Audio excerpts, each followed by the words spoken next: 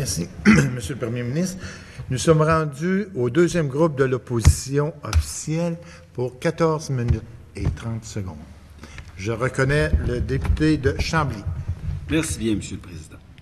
Une des orientations dans la politique jeunesse, à la page 60, et je vais la citer parce que ça ne s'invente pas, ça dit « Étudier les dynamiques de l'emploi chez les jeunes pour repérer les iniquités éventuelles à leur endroit et établir les moyens d'y mettre fin. »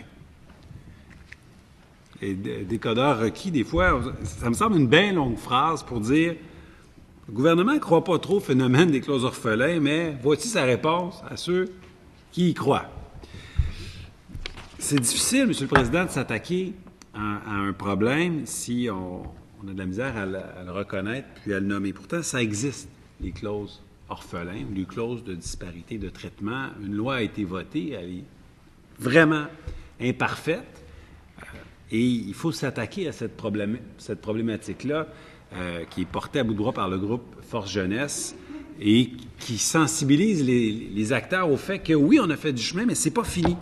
On entend de plus en plus parler des régimes de retraite qui sont différents pour les nouveaux employés que pour les anciens. C'est une nouvelle forme de disparité de traitement, de clause orphelin. Et plusieurs en parlent. Le 4 avril dernier, il y a des groupes syndicaux qui demandaient au gouvernement de légiférer à ce sujet-là. Même le Parti libéral du Québec, en 2015, lors de son congrès, a adopté une résolution à ce sujet-là. L'Observatoire de la retraite, un organisme qui publie fréquemment des études, des documents, publiait en 2015 un avis encore à ce sujet-là sur les disparités de traitement des clauses orphelins dans les régimes de retraite. Alors, est-ce que le premier ministre va reconnaître que ça existe ou que c'est une problématique? On ne peut pas juste dire on va voir si ça existe. Ça existe. Oui, on a une loi qui existe, une loi bien imparfaite qui ne couvre pas les régimes de retraite, qui s'adresse aux clauses orphelins qu'on qualifie de temporaires. Je ne suis pas sûr que ça existe, une clause orphelin temporaire, mais dans la loi, ça dit ça. Et ça parle des échelles de traitement des employés, mais non pas des régimes de retraite. Donc, est-ce que le gouvernement a l'intention de s'attaquer à cette question-là des régimes de retraite pour ce qui est des disparités de traitement? Monsieur le Premier ministre. Merci, Monsieur le Président. Effectivement, suite au dévoilement de la politique jeunesse, Force Jeunesse, je pense que notre collègue lui-même a dit qu'il avait déjà participé à cette organisation, s'est déclaré rassuré pour les jeunes travailleurs, mais inquiet de leur représentation dans les lieux décisionnels publics. On a parlé tantôt de la question des lieux décisionnels. Je les cite, le gouvernement fait donc un pas dans la bonne direction en annonçant son intention de s'attaquer à ces clauses, y compris par des mesures législatives ou réglementaires. Alors, comme il l'a lui-même mentionné, je pense que c'est bon d'informer la population de ça. On sait que la Charte des droits et libertés de la personne interdit les disparités de traitement à effet discriminatoire avec deux mécanismes, en instituant deux mécanismes de protection. D'abord, la Charte prévoit que nul ne peut exercer de discrimination ni dans la détermination des conditions de travail, ni dans l'établissement de catégories ou de classification d'emploi.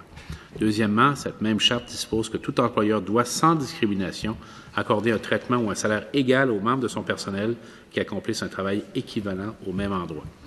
On a parlé tantôt de la loi sur les normes du travail en matière de disparité de traitement qui date de 1999, a permis d'insérer des dispositions qui visent à interdire les inégalités de traitement fondées uniquement sur la date d'embauche entre des salariés qui effectuent les mêmes tâches.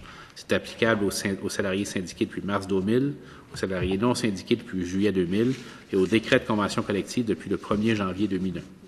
Ces modifications interdisent de consentir de l'octroi de conditions de travail moins avantageuses, contrer les stipulations contractuelles qui ont pour effet de faire supporter par les seuls salariés embauchés après une date donnée le poids de pression économique, de même que les désavantages qui en découlent.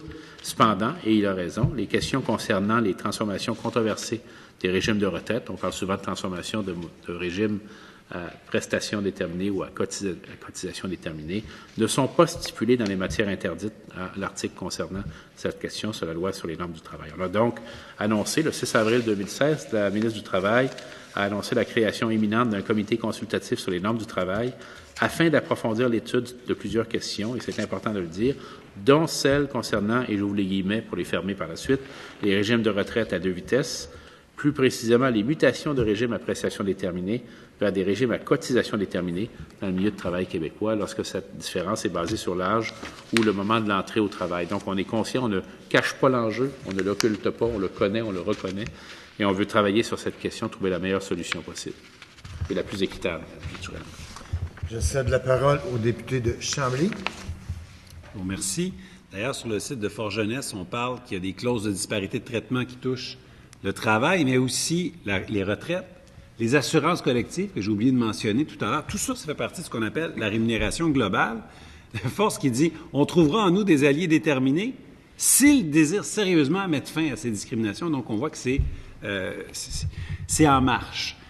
Le gouvernement, j'apprécie l'ouverture du premier ministre qui dit « Ah, on va se pencher là-dessus. » Mais on va plus loin que favoriser. Là, on a une ouverture. Est-ce que j'entends que quand on veut se pencher sur un problème qui est essentiellement législatif, qui touche un cadre de loi, est-ce qu'il y aura une commission parlementaire à ce sujet-là bientôt?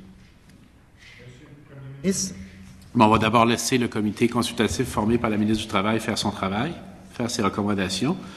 De deux choses l'une. Ou bien ils vont recommander des changements législatifs, et c'est là que le travail parlementaire va se faire, ou non. Je ne vois pas l'un ou l'autre actuellement, je ne veux pas préjuger de leur travail, mais ça pourrait effectivement déboucher sur des modifications législatives. Le député de Chambly. Merci. Et est-ce que ce comité-là se rencontre déjà? Et est-ce qu'on a un échéancier? Est-ce que ce sera, comme ce qu'on m'a dit tout à l'heure, avant Noël? Monsieur le Premier ministre. Alors, bien franchement, Monsieur le Président, puis je vais trouver le renseignement, puis on communiquera à notre collègue le renseignement. On annonçait en avril la création imminente du comité consultatif, bon, budget, crédit, etc. On va s'assurer de confirmer l'échéancier de leurs travaux et de la remise de leur rapport. Alors, je lui reviendrai sur cette question, soit moi en personne, soit les personnes qui m'entourent, pour lui communiquer l'information sur le plan de travail du comité. Monsieur le député de Chambly. Merci. Mon rapide recherchiste a trouvé que imminente, ça veut dire qu'il est sur le point de se produire. Donc, si imminente, c'est sur le point de se produire, c'est incessamment. Très bien. Et c'est très bien. Et le premier ministre s'est engagé à me revenir avec une date. C'est très bien. J'apprécie beaucoup encore. Je vais donc changer de sujet.